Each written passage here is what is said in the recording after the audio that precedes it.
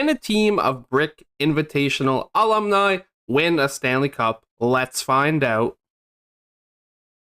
If you are unaware of what the Brick Invitational tournament is, it is a tournament that is played by young, talented hockey players to show off their skill set.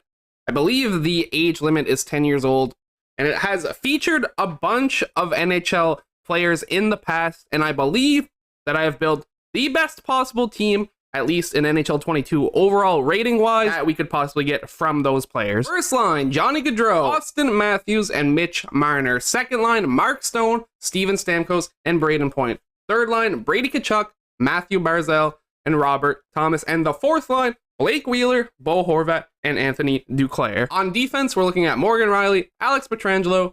Second line, Dougie Hamilton, Zach Werenski. And third line, Adam Pelech and Jay Bouwmeester. Goalies is where we're kind of struggling a bit, but we did manage to get two. These are the only two that I even noticed. We got Jordan Binnington and Aiden Hill. That's definitely our weak point. We have a 95 overall team rating, so we are the best team in the NHL. If you are new, we are going to sim 3 seasons to try and win a Stanley Cup. Even if we win a Stanley Cup in the first year, we must sim all 3 seasons to then name an overall MVP for the team that then moves on to the theme team of theme team MVPs. You guys getting to vote for the MVP at the end. Last episode, we had a tiebreaker from the MVP voting between Jerome Iginla and Mark Messier. I was thinking I could pick the player if I wanted to. I probably pick Jerome Iginla, but I'm going to give both the players a fair chance. We're going to leave it up to luck. We love the wheel around here. We're bringing it back. I want to spin this puppy one time to determine who will be going to the team, and it's going 3, 2, 1. Who do we got? Who is joining the theme team of theme teams? The wheel's kind of higher than I wanted. It's Mark Messier, of course it is. I mean, he is the better player overall. I still wanted Iginla to win it, but the wheel has chosen Mark Messier. There, with that out of the way, I believe that we are ready to sim our first season. See you at the end of year number 1. We finish the first season with 46 wins, 30 losses, and 6 overtime losses, giving us 98 points, second in our division. Steven Stamkos, most points on the team with 65, but only dropping 16 goals, which is kind of weird. Austin Matthews gets 43, no one else even close to him. Braden Point was the closest with 24 when it comes to goals. 64 points, 63 points, 4 Point, and then 60 points for Marner. Johnny Gaudreau, newest member of the Columbus Blue Jackets, which is still weird to say. 14 goals, 44 assists, and 58 points. I will say this is the vanilla NHL 22 roster right now, so no big changes have been made here. Defensively, Pietrangelo, 37 points. Hamilton, 35. Werenski, 22. Riley, 22. Then Pelech. Pelech is an 87 overall, which is really good.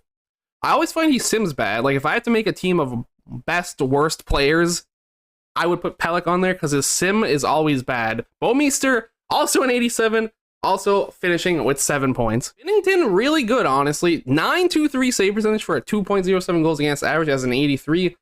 We very much take those with a 7 shutout performance, 37 wins and 61 games played. Hill in the backup position is where we're going to struggle, but we don't have to worry about him in the playoffs, more than likely. 891 save percentage, 3.12 goals against average. We get our first playoff opponent. Who is it going to be? It is the Winnipeg Jets. We always have the 50-50 split when it comes to facing them. We definitely want to come out on top today. I mean, we do all the time. We're up 2-1 after 3 games. Game 4, very, very important, no matter how you look at it. And we lose 1-0. So that kind of bites. Tie series, game 5 is another loss, 2-1. Why does this team have offensive troubles? Like, really, though, like, we have an electric offense, but they're playing like a bunch. They're playing like they probably played in the Brick Invitational tournament. Still pretty good, but they're only 10 years old, so they can only do so much. Anyway, game 6, we're outie. We are gone. Lose to the Winnipeg Jets in 6 games. And I mean, not exactly ideal, really. I'm going to sim the rest of the playoffs to see who won the cup. And to probably nobody's surprise, the Colorado Avalanche are your Stanley Cup champions. We did not do good at all. 6 points for Matthews with 4 goals. No one else on the team even had 2 goals. I wonder who the MVP of this team is going to be if it keeps up this way. Goalies, look at Binnington. Look at these stats. And we lost in the first round. 936 save percentage with a 1.84 goals against average in 6 games played, and he lost 4 of them. That was absolutely not his fault. I'm sure he probably threw a couple water bottles at his teammates for their performance compared to his. Either way, we are out in the first round. We must move on to the second season. I will see you at the end of it. We follow up our first round playoff exit with one of the best seasons we've ever had from a theme team. 58 wins, 19 losses, and 5 overtime/shootout losses. 121 points. Austin Matthews, just give him the MVP now. The voting is still happening because, like, you guys can choose whoever you want. And he was on last Team Team MVP, so maybe you don't want him there again. But Matthews, 51 goals, 37 assists for 88 points. Closest to him was Goodrow with 74 points, 55 assists. Not even a 20-goal season out of him. 22 for Marner, 21 for Barzal, 24 for Stamkos, and 21 for Stone for 20 goal scorers. Oh, and Kachuk just kind of way down at the bottom, also a 20-goal scorer with 24. Offensively, best performance went to Pietrangelo with 49 points. Closest was Morgan Riley with 26. So Pietrangelo looking real nice on the defensive front. Halleck is just not doing good. He did better this time around with 14 points, him and Morensky both. But Furs overall, expecting a little bit more out of him. Binnington's, our goaltending was crazy good. Like I said, too bad you can't get voted in, but 43 wins out of 64 games played for Binnington. 921 save percentage and a 2.23 goals against average. Aiden Hill, even better, even though he played way less games. 922 save percentage with a 2.05 goals against average. 6 shutouts out of 22 games played. 8 shutouts for Binnington. That is what we like to call a very good surprise. Was not expecting that from that goaltending tandem. But I'm liking what I'm seeing. We're facing Dallas in the first round. We have to do it again. I mean, our goaltending wasn't the problem last playoffs. It was all about the offense. They have to show up. We win, we lose, and we lose 6-3. So that time, maybe the goalie's fault. We need game 4 or we're just out. We're not really performing in the playoffs. We do win 4-3 to tie the series. So that is great. Game number 5 also goes to us 3-0. Love to see it. And we take game number 6, 6-5 to move on to the second round. I was about to call us the new Toronto Maple Leafs. If we lost that series, I would have been heartbroken. St. Louis in the second round, first 3 games, win, loss, win, up 2-1. We take a 6-5 loss, so goaltending not holding up very good there. We lose game 4, 3-2, which means game 5 is probably the most important of the series, and we win 5-4. We are 1 game away from the conference finals, and we take it in game 6. We're moving on to face, who do we got? Edmonton. This could be a problem, I think. They still have Mike Smith in this. That's our one saving grace. They don't have Campbell yet. So run it. Let's see it. We won, and we won. We are 1 game away from the Stanley Cup Finals, which is what we like to see. We do not capture it in game number 4. We don't capture it in game number 5. And we don't capture it in game number 6, which means, say it with me now, game 7 Fantasy Sim. This would be the second day in a row that we actually are going to a Fantasy Sim in a series after we were up the series 3-0. So we're game 7, choking 3 games in a row, second day in a row. That bites. First period, tied 1-1. At least last time we won it, so we better win it this time too. Goals from Kachuk and Draisaitl from the second period. Please don't choke. No score, which means we must go 8 times speed. Watch it play. Actually, remember to switch the shots. We can see Duclair is buzzing right now. We scored. I didn't see who, though. That's the problem with this. I'm going to goals. Mark Stone buried. Fogel buries after the tie. And then Puljujärvi basically back-to-back, 40 seconds apart. Is that what I'm seeing right now? Yeah, 40 seconds apart on the dot. We're running out of time, boys. We got to score. Reverse swept by the Edmonton Oilers.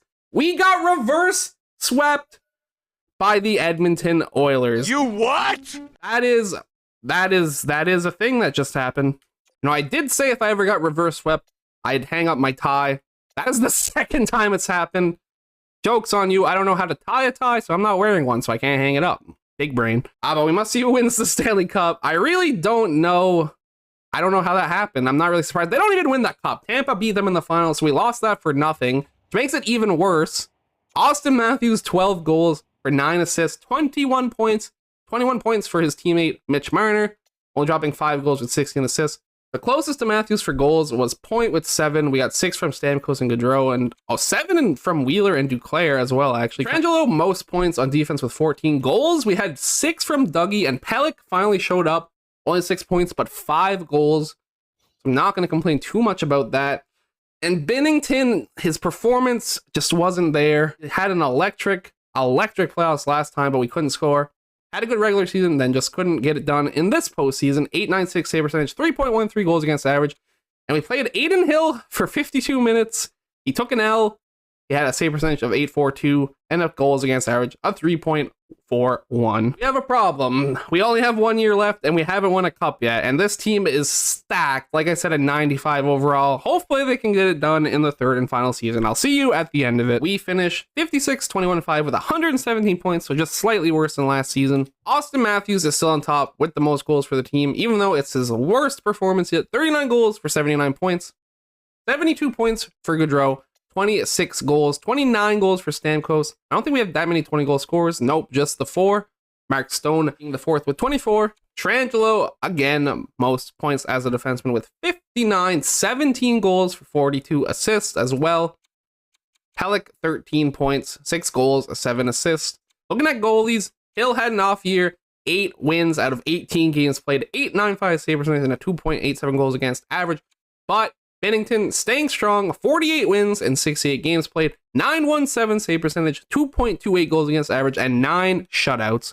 I kind of wish I looked at who won the Vezina last year, but I always forget to do that stuff because I'm dumb. Colorado in the first round. Can we please get the cup? This is our final chance with this team. First 3 games, 3-2-1. We lose, we win, and we win. We're up 2-1, which is what we like to see.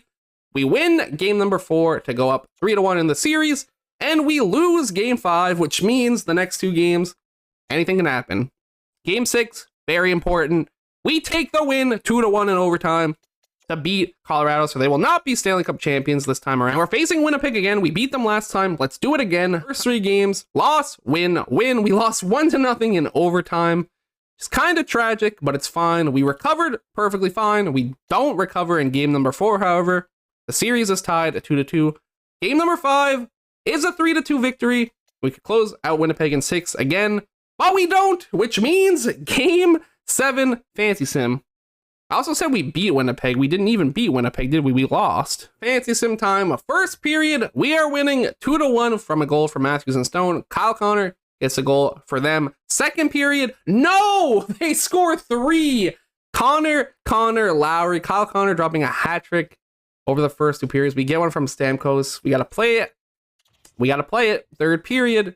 Kyle Connor scored 4 goals. 4 goals in game 7. If that would have been him again, I would have lost it. But we're out. We're out in the second round to Winnipeg. I can't believe this. I mean, it's not over, but it's over. 7-3, Paul Stastny. What happened? What happened to our boys? We got nothing. This might be the saddest loss we've actually gotten yet with the team. How did we do this? How do we not win a cup with this team? Mark Stone, I mean, I guess you could say that goaltending, we're kind of getting lucky with how good they were playing for the overalls. But, like, still. 12 points for Mark Stone to lead the team. 11 for Stamkos. 10 for Matthews, Barzal, and Point. Goals, we're looking at 5 from Matthews, 5 from Barzal, 4 from Stone. Omiser was our top defenseman with 5 points. No goals from Pietrangelo, only 2 points and a -8. I don't even want to look at Binnington, but you know, we got to do it. It wasn't even that bad, honestly. I mean, he must have had a really good first series. I feel like his second one was not as good. We also played Aiden Hill for 6 minutes. He got credit for the loss, even though he saved the only 2 shots he faced, so weird stat line there. But 1 shutout for Binnington, 9.21 save percentage, 2.28 goals against average. That's not bad at all. Our final Stanley Cup winner of the day. Who's it going to be? It's not us. It's Winnipeg. They're adding to their tally again. That's 2 Stanley Cup victories in the last 3 videos for them, I think. So, like, kind of popping. In a team from the Brick Invitational Tournament, alumni win a Stanley Cup? No. Is it that a weird flex? Yes. Should we have won in year 2? Probably. But we didn't. We choked the 3-0 lead to Edmonton. So now we have to sit here with no rings, and all that's left is the pain that comes with it. Thank you, everybody, so much for watching. Who do you think deserved MVP for the team? It's probably Matthews. I figured I should ask anyway. You decide. I will catch you in the next one. Peace out.